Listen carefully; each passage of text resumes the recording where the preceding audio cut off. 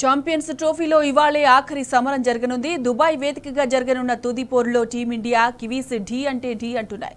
వరుస విజయాలతో రోహిత్ సేన సూపర్ ఫామ్ లో ఉండగా ఆల్రౌండ్ ప్రతిభతో న్యూజిలాండ్ సవాల్ విసురుతోంది.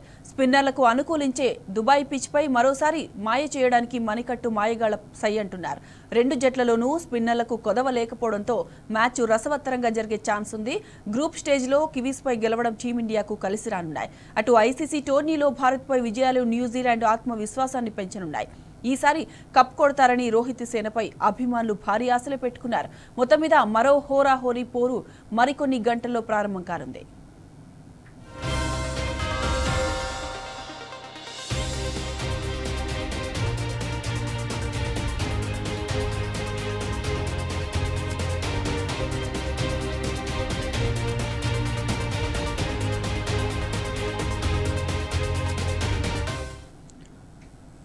రైట్, ఇదే అంశానికి సంబంధించిన పూర్తి డీటెయిల్స్ మా ప్రతినిధి మహేష్ అడిగి తెలుసుకుందాం. మహేష్, చెప్పండి, ఈ రోజు జరిగే ఛాంపియన్స్ ట్రోఫీకి సంబంధించిన అప్డేట్స్ ఏంటి?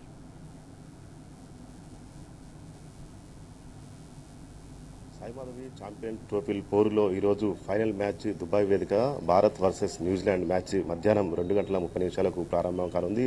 హై వోల్టేజ్ మ్యాచ్ సంబంధించి అభిమానులు ఎంతో ఆసక్తిగా ఎదురు చూస్తున్న పరిస్థితి కనిపిస్తుంది. ఎందుకంటే రెండు బలమైన జట్ల మధ్య జరిగే ఈ మ్యాచ్లో ఎంతో ఉత్కంఠగా అభిమానులు ఎదురు చూస్తున్న పరిస్థితి కనిపిస్తుంది. ఇప్పటికే లీగ్ మ్యాచ్లో కూడా న్యూజిలాండ్ను ఓడించి ఎంతో ఆత్మవిశ్వాసంతో ఉన్న ఇండియా ఈరోజు న్యూజిలాండ్ని కూడా ఓడిస్తుంది, ఫైనల్లో కూడా ఓడిస్తుందని కూడా అభిమానులు ఎంతో ఆసక్తిగా కూడా ఎదురు చూస్తున్న పరిస్థితి కనిపిస్తుంది.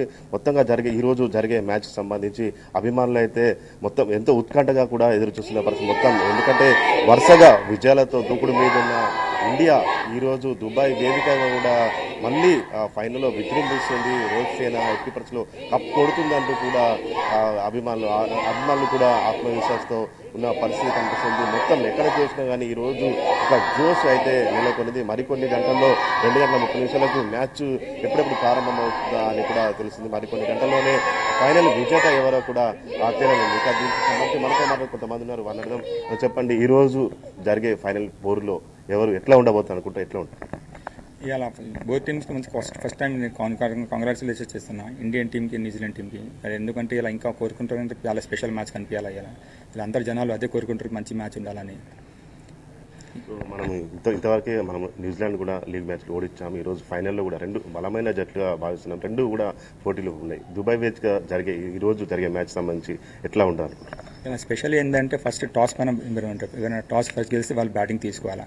ఎందుకంటే దుబాయ్ క్రికెట్ ఎట్లా ఉండాలంటే ఫస్ట్ స్పిన్నర్కి చాలా హెల్ప్ఫుల్ ఉంటుంది. ఇంకా మన ఇండియన్ టీమ్కి స్పిన్నర్స్ చాలా మంచిగా ఉన్నారు. దాంట్లో ఫస్ట్ బ్యాటింగ్ చేసి ఇండియా టాస్ చేసి బ్యాటింగ్ చేస్తే సెకండ్ బౌలింగ్లో చాలా హెల్ప్ఫుల్ ఉంటుంది మనకి ఇండియన్ టీమ్కి. ఇట్లా ఓవరాల్ ఇలా ఇండియన్ టీమ్ మ్యాచ్ గెలుస్తుంది. సో రెండు జట్ల మధ్య కూడా స్పిన్నర్లు అటు సమానంగా ఉన్న పరిస్థితి. ఇప్పుడు దుబాయ్ పిచ్ ఎక్కువ మన స్పిన్కు అనుకూలంగా ఉండే పరిస్థితి కనిపిస్తుంది.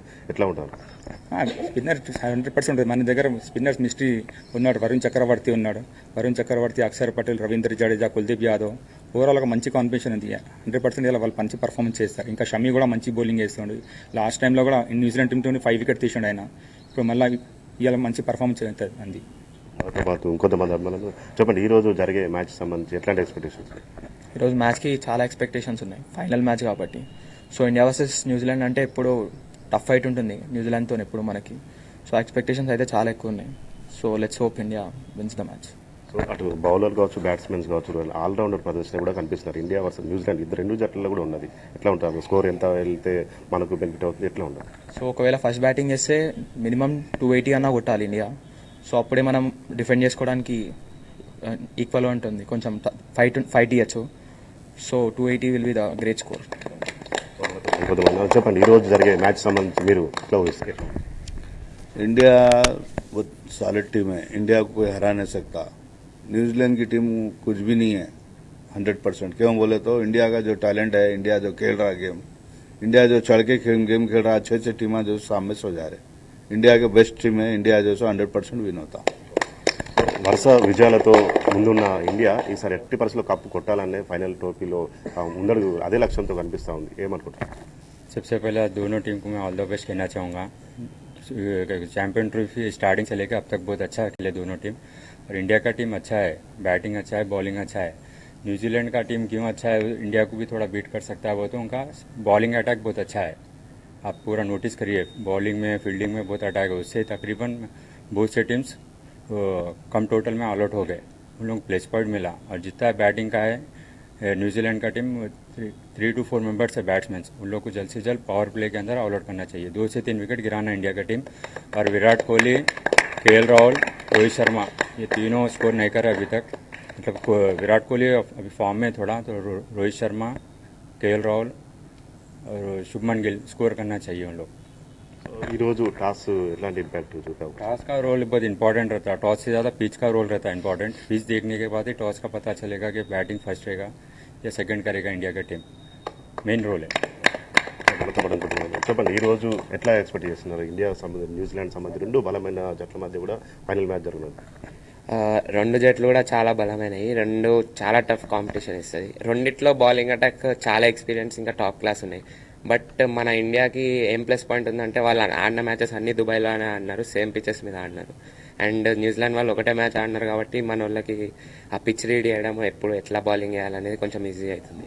అండ్ మన గేమ్ ప్లాన్ బట్టి, మన పిచ్ బట్టి, మన టాస్ గెలిచినాక తీసుకునే డెసిజన్ బట్టి మన విన్ ఏదైతే మ్యాటర్ అవుతుంది.